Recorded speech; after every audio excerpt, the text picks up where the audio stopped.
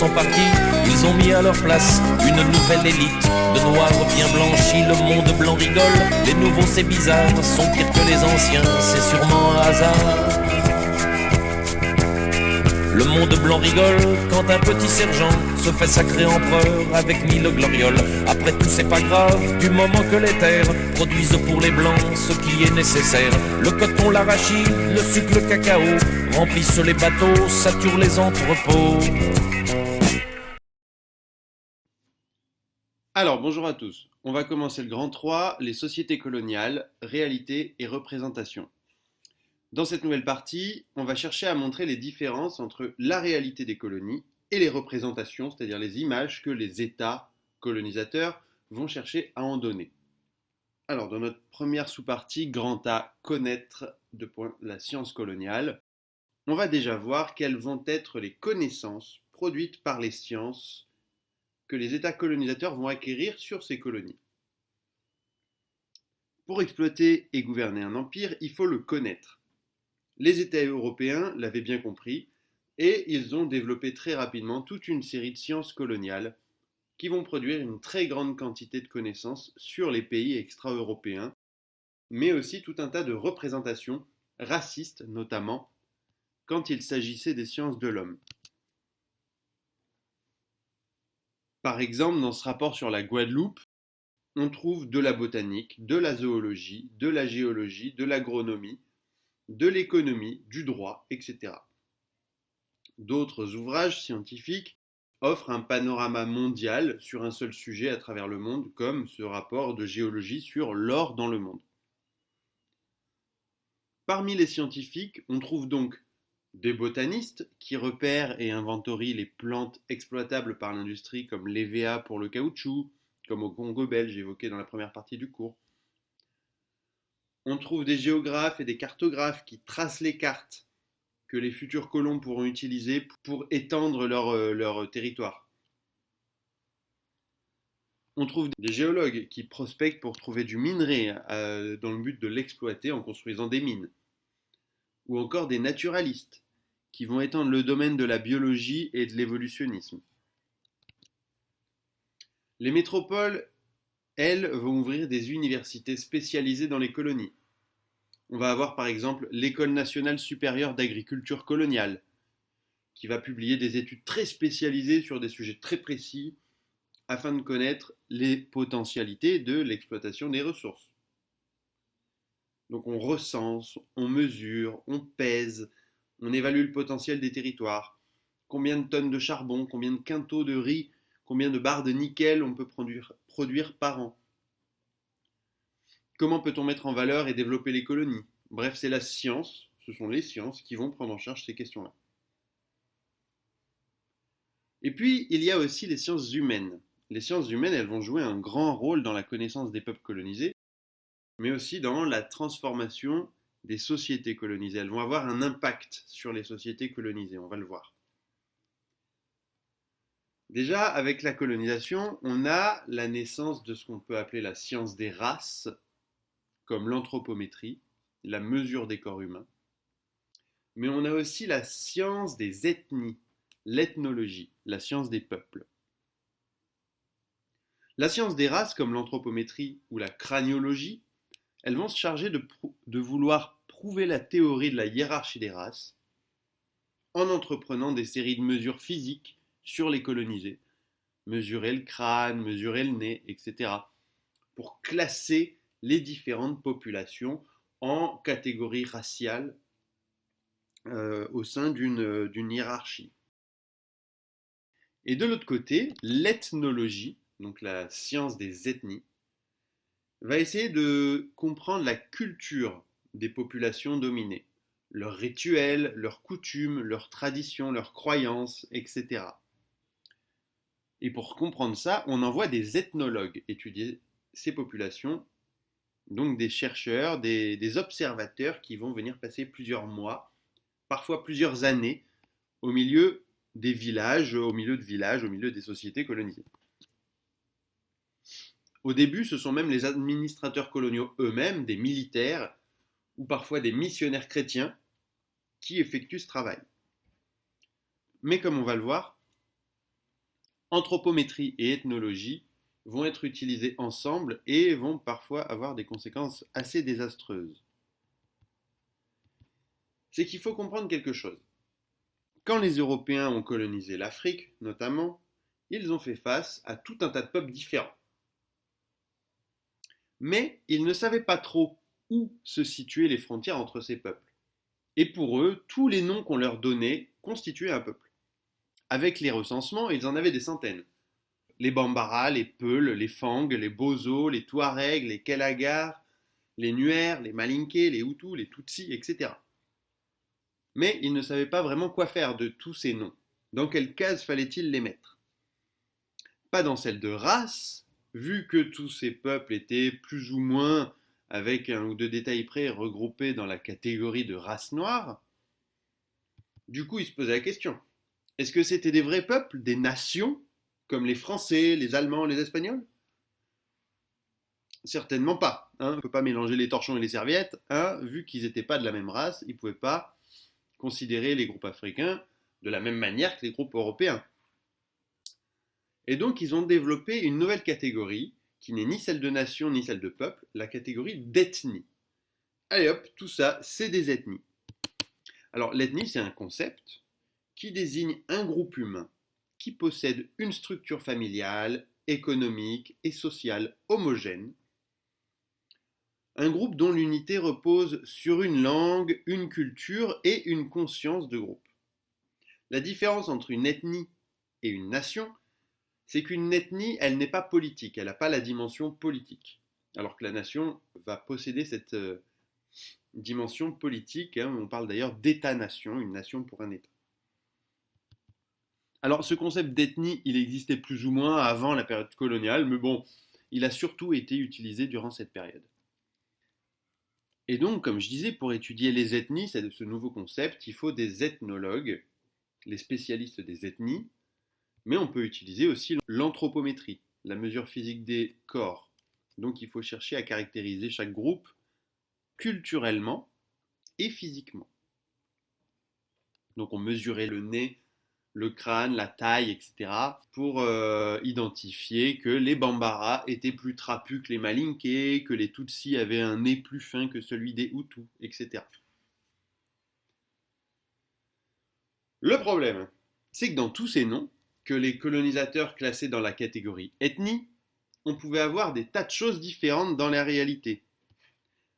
Parfois, il s'agissait bel et bien de nations, de peuples, qui se considéraient comme peuples, comme les Zoulous. Parfois, la catégorie d'ethnie pouvait convenir par défaut pour désigner des groupes qui se revendiquent d'une culture commune, comme par exemple les Bamileke au Cameroun. Mais parfois, ces noms comme Hutu, Kalagar, Peul, etc. pouvaient également désigner déjà des langues, ou bien des groupes linguistiques, comme les Peuls. Des catégories sociales, comme les Hutus ou les Tutsis. Parce qu'en disant que les Hutus et les Tutsis sont des ethnies, c'est un peu comme si on disait que les nobles et les bourgeois étaient des ethnies. Ou enfin des clans. Alors des clans, ce sont des groupements de familles. Comme les Kelagars. Les Kelagars, c'est un clan de la nation Touareg. Du coup, au bout de plusieurs années, à force de considérer tout ça, de mettre tout ça dans le même panier des ethnies, cette division des groupes en ethnies, elle a commencé à être incorporée par les Africains eux-mêmes. Chacun se reconnaissait de telle ou telle ethnie, étant donné que le colonisateur lui accordait une importance particulière. Et les conséquences de cette division en ethnies, elle a pu parfois, comme je disais, être assez dramatique. C'est ce qui s'est passé au Rwanda. Au Rwanda, les Allemands ont colonisé la région du Rwanda et y ont trouvé un royaume, le royaume du Rwanda, qui possédait une société complexe. Ils ont appris qu'il y avait deux groupes, ou plutôt trois même, mais je vais me focaliser sur deux. Deux groupes dans la population, deux noms qu'ils ont mis dans la case ethnie, les Tutsis et les Hutus. Ils ont associé à ces deux groupes des caractéristiques physiques et intellectuelles différentes. Pour eux, les Tutsis étaient beaux et intelligents, faisant partie d'une sous-race plus proche de la race blanche, alors que les Hutus ont été considérés comme trapus, plutôt laids, et d'une intelligence inférieure. Et dans la relation qu'entretenaient les colonisateurs avec les populations locales, donc les Allemands ont favorisé les Tutsis qu'ils respectaient, tandis qu'ils dénigraient et méprisaient les Hutus. Cette image, elle a été imposée par les colonisateurs sur ces populations qui, d'une manière ou d'une autre, ont fini par les intégrer. Lorsque l'Allemagne perd ses colonies en 1918, à la fin de la Première Guerre mondiale, je vous rappelle qu'elle perd ses colonies étant donné qu'elle a perdu la guerre, c'est la Belgique qui hérite du Rwanda, de ce petit bout de territoire. Et la Belgique n'améliore rien dans la situation. Au contraire, elle va imposer la carte d'identité sur laquelle est indiqué Hutu ou Tutsi. Elle continue à confier aux Tutsis le pouvoir, des responsabilités, etc., qui bien sûr vont profiter de cette situation, étant donné que là-bas, tout le monde se retrouve dominé par les colonisateurs. Ce qu'ils ne savaient pas, c'est que cette distinction Hutu et Tutsi, non seulement elle n'est pas fondée physiquement, mais elle ne correspond pas à une différence d'identité ou de nation. Ce ne sont pas deux peuples, mais comme je le disais tout à l'heure dans mes exemples de petites cases, au Rwanda, on avait bien un même peuple divisé en plusieurs catégories sociales. En l'occurrence, Tutsi et Hutu, ce sont des catégories sociales. C'était en tout cas des catégories sociales avant l'arrivée des Allemands. Les Tutsis, c'était des éleveurs, alors que les Hutus, c'était des agriculteurs. Les uns comme les autres pouvaient exercer une forme de pouvoir. Mais entre eux, il y avait quand même une hiérarchie, c'est-à-dire que si on gagnait du bétail, on devenait Tutsi. À l'inverse, si on le perdait, on redevenait Hutu. Mais comme je disais, Tutsi comme Hutu pouvaient exercer le pouvoir. C'était plus prestigieux d'être Tutsi, malgré tout, mais ce n'était pas forcément définitif. Dans sa vie, on pouvait passer de l'un à l'autre plusieurs fois. Ce qu'a fait l'administration coloniale, c'est de figer cette hiérarchie entre Hutu et Tutsi. Elle a dit à chacun ce qu'ils étaient, à quelle catégorie ils appartenaient, en fonction de leur apparence physique, de leur nez notamment. Elle a confié le pouvoir aux Tutsis, reconnus par tel ou tel trait physique, sous prétexte qu'ils étaient plus proches des Blancs. Et elle a dévalorisé les Hutus pendant plus de 70 ans. Du coup, après l'indépendance en 1962, la situation dégénère. Les Hutus créent leur parti politique, fondé sur une idéologie raciale anti-Tutsi, tandis que les Tutsis font de même, tout en cherchant à se défendre contre cette soudaine montée de haine envers eux exprimée par les Hutus.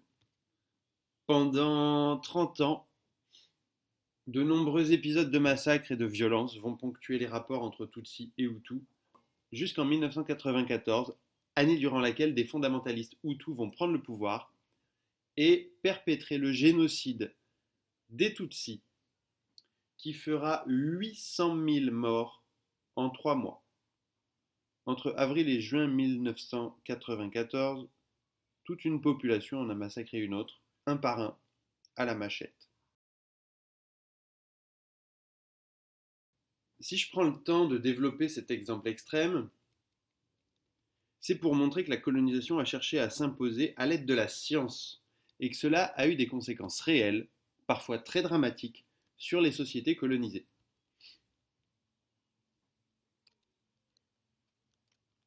Mais passons à présent à un autre type de représentation, une autre manière de représenter les colonies au sein même des métropoles.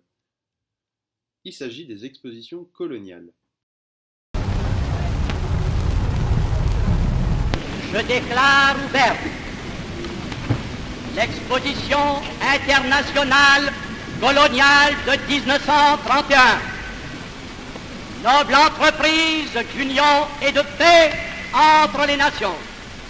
Et j'adresse aux puissances étrangères et aux peuples qui y sont représentés le salut très amical de la France.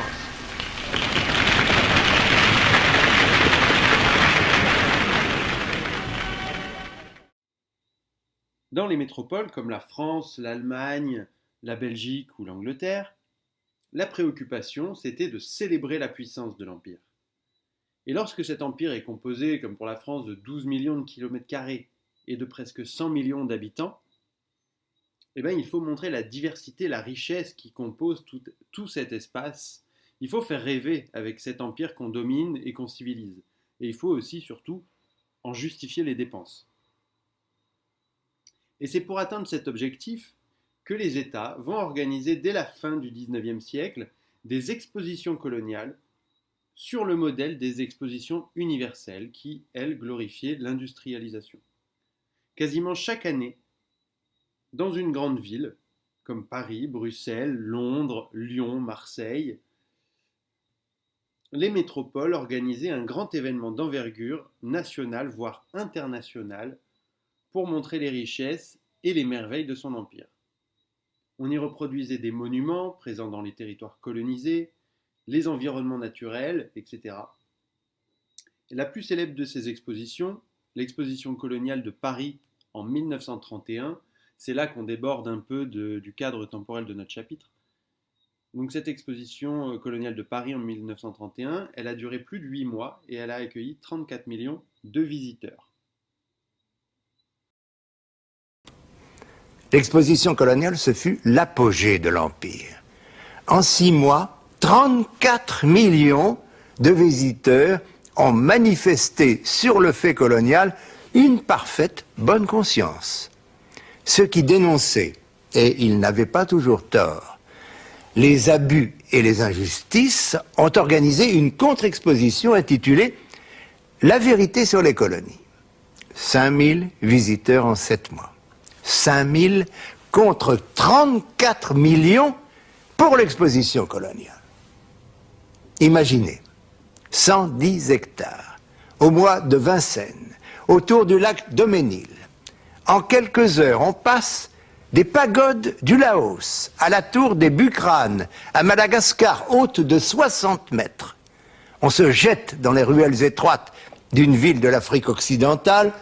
On admire la grande mosquée de Djenné, un minaret des Somalies, la porte de Bab al-Mansour à Meknes, un faré tahitien, un village fétichiste, les huttes démesurées du Togo et du Cameroun, un camp de Touaregs au Hogar, un souk algérien, une case kanak, un palais tunisien, et l'on se récrie pour finir devant la reconstitution fabuleuse et colossale, grandeur nature, du temple d'Angkor au Cambodge. Tout y est pour convaincre les jeunes Français que l'avenir, décidément, est aux colonies.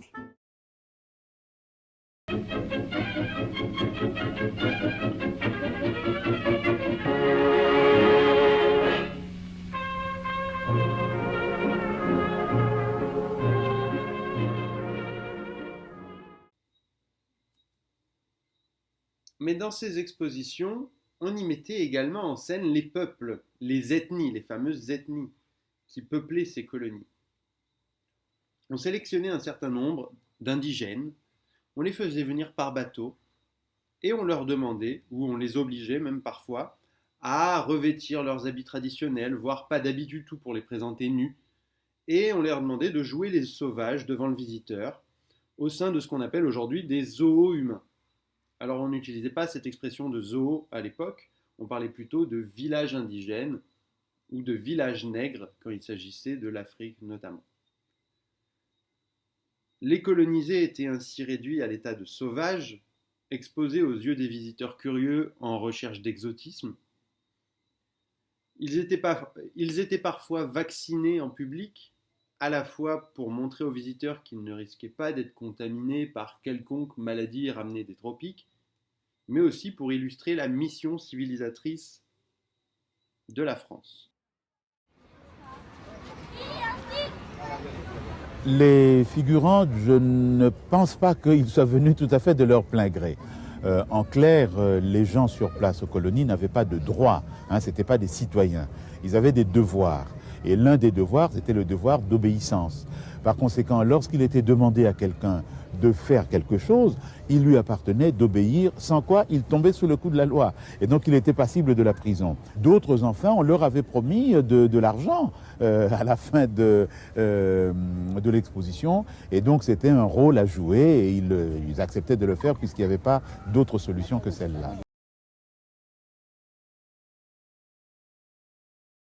Comme on le voit à travers ces différents extraits, les expositions coloniales était un moyen pour l'Empire de montrer aux populations de métropole une image des colonies très différente de la réalité du terrain. Voyons maintenant ce qu'il en est de cette réalité, en tout cas de la réalité économique. Dans notre dernière sous-partie, grand C, exploiter, l'économie des colonies. Sur le terrain colonial, une des fonctions principales de ces territoires, c'est de faire du profit. L'article 1er de la conférence de Berlin dispose d'ailleurs « Le commerce de toutes les nations jouira d'une complète liberté ». C'est que la motivation économique, elle est particulièrement importante. Il y a la crise économique de 1873 dont j'ai déjà parlé, mais pas seulement. Si on se penche un peu plus en détail sur la carte, les colonies, françaises en l'occurrence, produisent une quantité très importante de matières premières. Parmi ces matières premières, voyons un peu en détail ce qu'on a. On a de l'alimentaire, le blé, le riz et d'autres céréales, le poisson, la viande, etc. Mais on a aussi de l'alimentaire de luxe, comme le sucre, le café, le cacao, la vanille, les épices. On a des matières premières pour l'industrie du luxe, les perles qui viennent d'Océanie, l'or qui vient d'Afrique ou de Guyane, l'ivoire qui vient d'Afrique, les pierres précieuses, les différentes huiles et extraits de plantes pour la parfumerie, l'encens, etc. On a enfin les produits pour l'industrie. Le coton, la laine et l'indigo pour le textile, l'EVA pour le caoutchouc, utilisé dans l'automobile pour fabriquer des pneus, et enfin toute l'industrie minière, les métaux utilisés dans l'industrie comme le fer, le nickel, le cuivre, etc. parmi les principaux. Donc s'il faut retenir quelques exemples, on retiendra l'agriculture en Algérie, la vanille de la Réunion, le sucre des Antilles, l'or de Guyane, le riz d'Indochine, l'EVA d'Afrique centrale ou encore le nickel de Nouvelle-Calédonie. Mais qui sont les acteurs de cette exploitation économique des colonies, voire, dans certains cas, de ce pillage des ressources? Ces matières premières, ce ne sont pas les États qui les exploitent directement. Elles sont exploitées par des compagnies concessionnaires, on appelle ça comme ça, c'est-à-dire des entreprises auxquelles l'administration coloniale donne des terres, confie des terres, et parfois la main-d'œuvre locale qui va avec, afin d'en exploiter les ressources. Le plus emblématique de ce type d'acteur, il n'est pas français, il est britannique, ou plutôt sud-africain. Il s'agit de Cecil John Rhodes. Rhodes, c'est un entrepreneur qui fait fortune en Afrique du Sud dans le diamant. Il a tout compris, il ne cherche pas les diamants lui-même, mais il vend des pelles et du matériel de prospection à ceux qui en cherchent. Donc grâce à son activité, il va s'enrichir très rapidement et racheter petit à petit de nombreux terrains miniers. Il va finir par fonder sa compagnie, la compagnie De Beers, qui contrôle à cette époque, fin 19e, début 20e, presque 90% du commerce des diamants dans le monde. En 1890, il devient Premier ministre de la colonie du Cap et fonde une seconde entreprise, la British South African Company, la BSAC. La BSAC, c'est une société privée qui sert littéralement à coloniser le sud de l'Afrique. C'est une entreprise privée de colonisation. C'est une entreprise qui engage des pionniers, des explorateurs et surtout des mercenaires pour créer sa propre armée privée qui va petit à petit conquérir militairement des territoires. La BSAC, elle combat plusieurs populations au fur et à mesure qu'elle s'étend, au fur et à mesure qu'elle colonise l'Afrique australe, et elle annexe 2 territoires qui vont rapidement prendre le nom de Rhodésie du Nord et de Rhodésie du Sud, du nom de famille de Rhodes, si vous remarquez bien. Donc c'est un des rares acteurs de l'histoire à avoir laissé son nom à un pays, et en l'occurrence même à 2 pays.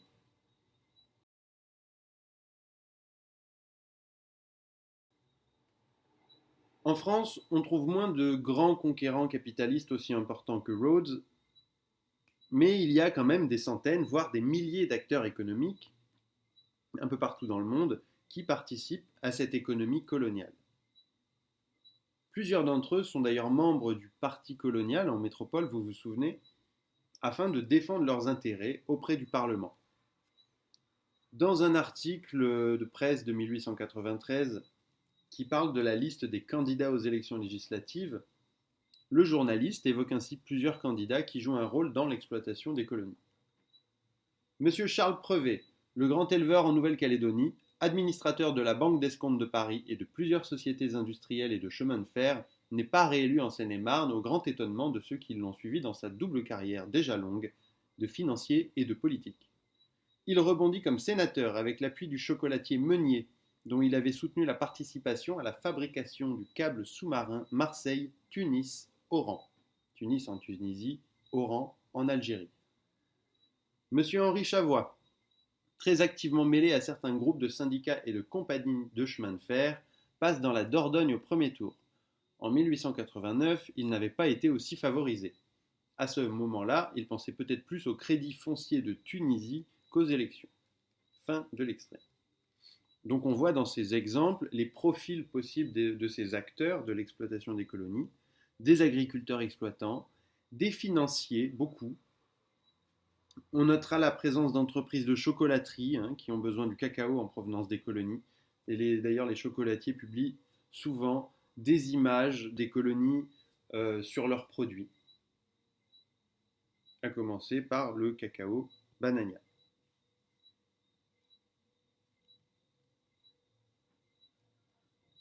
Alors, comment fonctionne ce système ? Les matières premières produites dans les colonies sont acheminées vers les métropoles par bateau via des compagnies privées d'import-export. Arrivées en métropole, elles sont transformées par l'industrie, consommées sur place ou ensuite revendues, réexpédiées dans les colonies sous forme de biens manufacturés. Bref, elles intègrent tout un système économique, tout un commerce qui génère une grande quantité d'argent, des capitaux. Ces capitaux vont être pris en charge par des banques, des établissements financiers qui vont s'en servir pour investir dans tout un tas de projets économiques et notamment pour être réinvestis dans les colonies, pour une petite partie d'entre eux. Et grâce à ces investissements qui vont revenir vers les colonies, les banques vont financer de nouvelles entreprises, d'EVA, de mines d'or, etc., mais vont aussi financer des infrastructures pour aménager et développer des territoires coloniaux comme avec des chemins de fer ou des ports. Donc vous voyez bien comment s'organise ici ce système entre un centre, la métropole, et une périphérie extractrice, c'est-à-dire qui produit des ressources primaires. Et on voit bien la domination du centre sur la périphérie.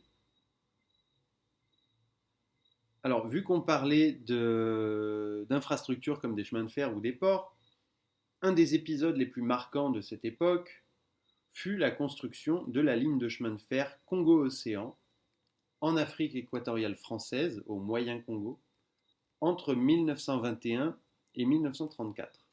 Donc là aussi, on déborde un peu de notre cadre chronologique. Le Moyen Congo, c'est un des territoires de l'AEF, l'Afrique équatoriale française, dirigé par un gouverneur depuis la capitale Brazzaville. Brazzaville qui a été nommé ainsi en l'honneur de l'explorateur français Pierre Savorgnan de Brazza, qui fut un des premiers pionniers à explorer et annexer cette région. Comme je l'expliquais, les ressources du territoire sont confiées à des compagnies concessionnaires privées, on en dénombre une bonne quarantaine dans cette région, qui exploitent le territoire afin d'en extraire les ressources, notamment le bois et le caoutchouc, en enrôlant de force les indigènes dans un système de travail forcé.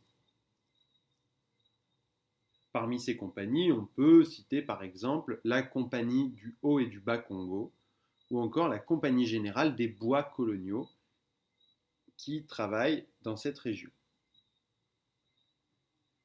À partir de 1921, la métropole va financer la construction d'une voie de chemin de fer de 512 km entre la capitale de la colonie, Brazzaville, et Pointe-Noire, le principal port d'exportation. pour accélérer la circulation des marchandises à destination de France. Ce chemin de fer, il va être achevé au bout de 13 ans de travaux.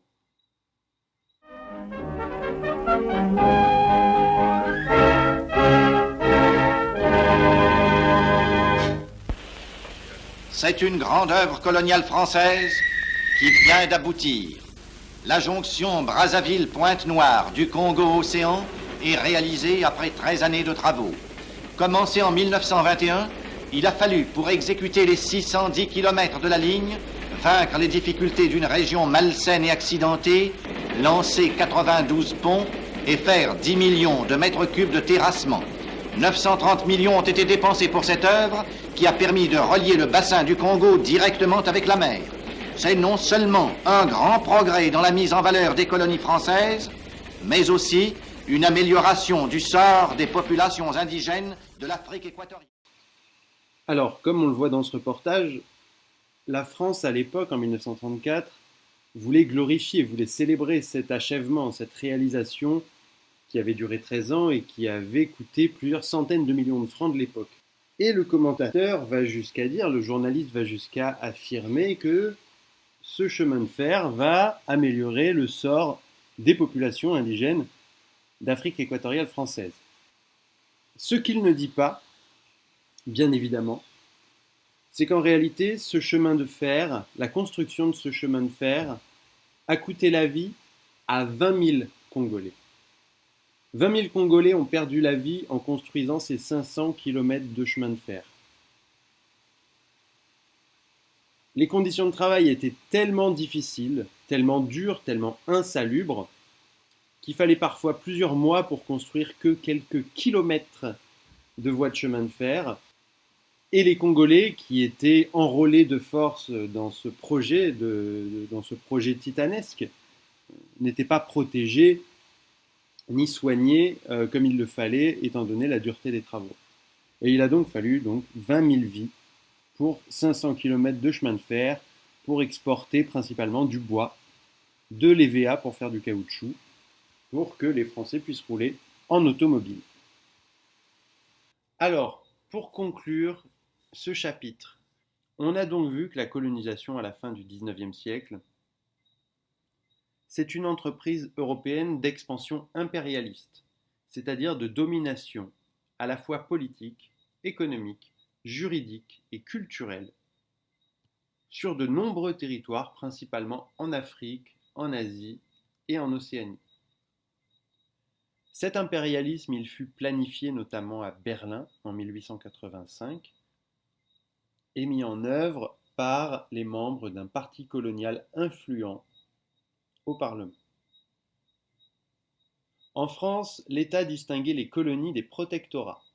Mais dans les faits, on a vu que les territoires ont connu des traitements relativement analogues, comme avec l'application du Code de l'indigénat, ainsi qu'en termes économiques, par une exploitation des ressources via des compagnies concessionnaires privées.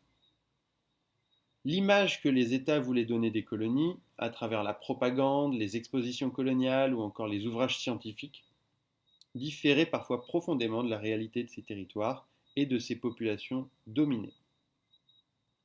Les résistances initiales à la colonisation, elles furent nombreuses, j'en ai évoqué que quelques-unes, mais rarement victorieuses. Les révoltes étaient condamnées par la peine de mort ou la déportation. Et il faudra attendre les années 1930 pour que les contestations à la domination coloniale prennent une tournure plus politique et conduisent petit à petit vers la décolonisation et vers l'indépendance de presque tous les territoires colonisés.